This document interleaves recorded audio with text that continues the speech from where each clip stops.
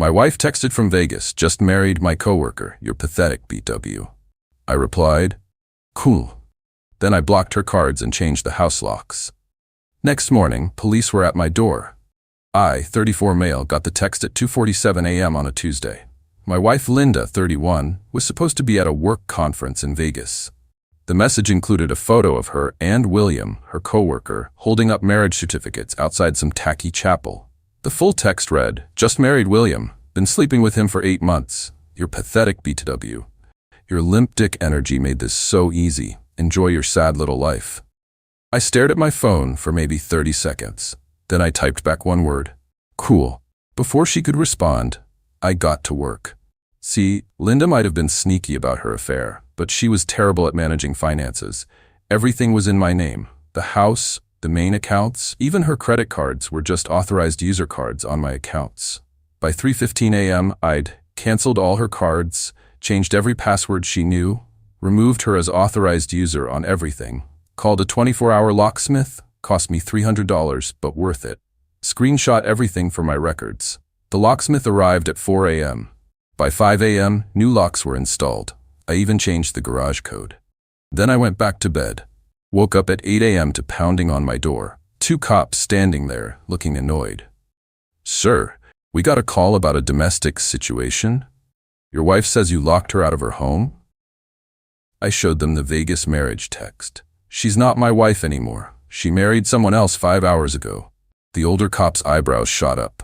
The younger one tried to keep a straight face, but I saw his mouth twitch. She's saying you stole her belongings and money. Officers, I have documentation showing this is my house, purchased before marriage. The credit cards were in my name. She was just an authorized user. I haven't touched any of her personal belongings. They asked to verify the text was real. I showed them my phone, the timestamp, everything. The older cop sighed. Ma'am, he said into his radio, you need to figure this out through lawyers. We can't force him to let you in if you married someone else. I heard screeching through their radio. Linda was pissed. The cops left after warning me not to destroy her belongings. I assured them everything would be waiting for her, outside. Update 1, holy shit, this blew up. To answer common questions, yes, this is real. No, we don't have kids, thank God. Yes, I'm getting a lawyer. So Linda showed up that afternoon with William, her mom Barbara, and her sister Susan. William looked like he wanted to be anywhere else. Guess the Vegas high wore off quick when he realized his new wife was homeless and broke. They tried everything. Barbara threatened to call the cops again. I reminded her how that went. Susan called me a controlling psycho. William tried to act tough until I mentioned I'd be forwarding their wedding photo to HR at their company. They have a strict no fraternization policy.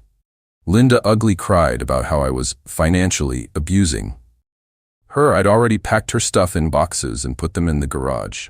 Told them they had 1 hour to load up and leave. The best part? Linda tried to use her credit card at the U-Haul place. Declined. William had to pay. His face was priceless.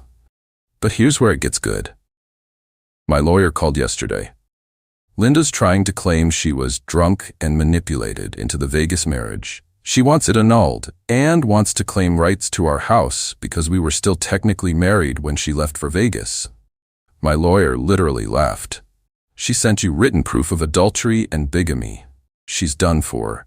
Also found out through mutual friends that William's been living in his mom's basement. He thought Linda had money. LMAO. More updates coming. This is far from over. Update 2, buckle up, because Linda went full nuclear. First, she started a social media campaign, posted everywhere that I was an abusive narcissist who trapped her in a loveless marriage and forced her to find love elsewhere. Her mom and sister shared it everywhere. Some of our mutual friends actually believed it. But Linda forgot one thing. I'm friends with David, who's basically the tech genius of our friend group. He helped me recover some very interesting Facebook messages between her and William, going back over a year, including her bragging about how she was playing the long game and securing the bag before leaving me. My favorite message. He's so stupid. I've been moving money from our joint grocery account for months. Almost have enough for my dream wedding with you, baby. Yeah, about that joint grocery account. It was actually just my account that I let her use for household expenses. I pulled the statements. She'd been withdrawing cash for groceries and spending maybe half. The rest? Who knows? I posted the screenshots. Her narrative crumbled fast. Then came the extinction burst. 1. She convinced her dad to call my boss, claiming I was harassing his daughter. My boss knew the whole story and told him to get lost, professionally. 2. She tried to break into the house at 3 a.m. My new cameras caught everything. She was screaming about her grandmother's jewelry that her grandma was still wearing because, she's alive. 3. She claimed I killed her cat. We've never had a cat. I'm allergic. 4. She started calling my mom, crying about how she made a mistake and William means nothing. My mom told her, "You should have thought about that before sleeping with him for 8 months, dear." But the peak entitlement came yesterday. I get a call from William's mom, Sarah.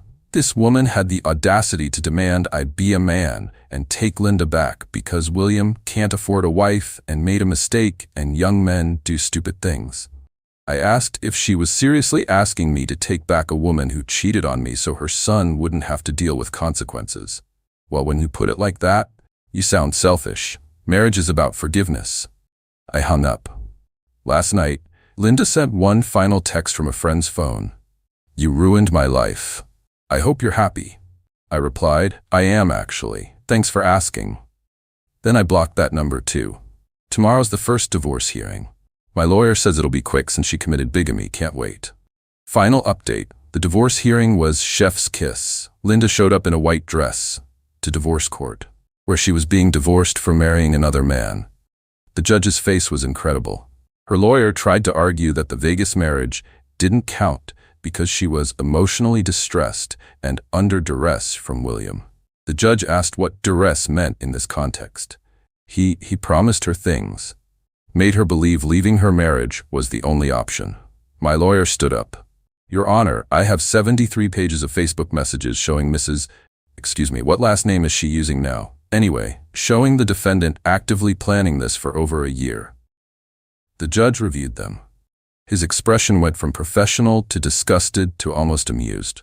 "Ma'am, did you write," and I quote, "can't wait to see his stupid face when he realizes I took him for everything?" Linda turned red.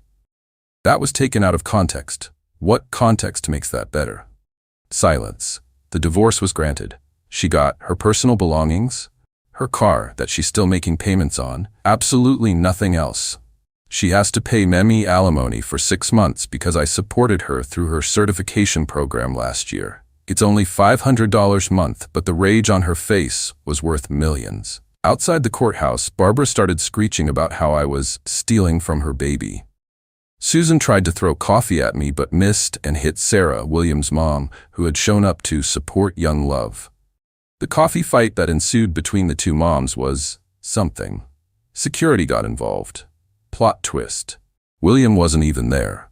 According to Sarah's screeching, he'd already moved on with a 22-year-old bartender he met at his wedding reception, aka the casino bar. Linda broke down sobbing.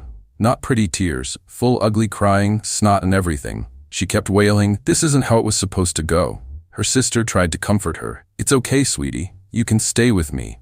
"I can't. Your apartment smells like cats and sadness."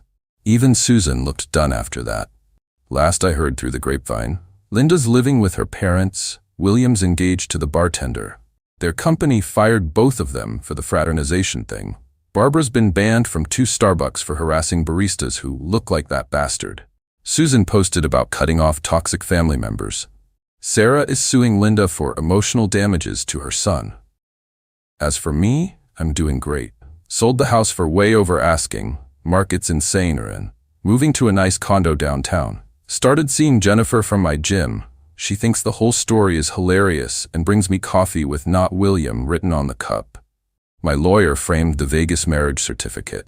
It hangs in his office as the easiest case ever. To everyone asking if I regret being petty, nah. She played stupid games and won stupid prizes. The only thing I regret is not seeing the red flags sooner. Like when she said her ex was crazy for changing his Netflix password after she cheated. Should have known. Thanks for following this wild ride. I'm gonna go live my best life now. P.S. Linda, if you're reading this, and I know you are because you're obsessed with Reddit, William's mom called you a gold-digging succubus at her book club. Just thought you should know. Cool? Cool. Edit. Since some of you are asking, yes, this is 100% legal where I live. No, I didn't break any laws. Removing an authorized user from my accounts isn't theft. Locking my house isn't illegal. Die mad about it.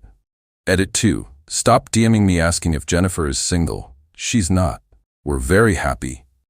Also, stop asking for Linda's social media. Let's not go there.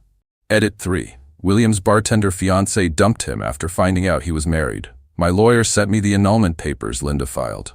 Under reasons she wrote temporary insanity. The jokes write themselves.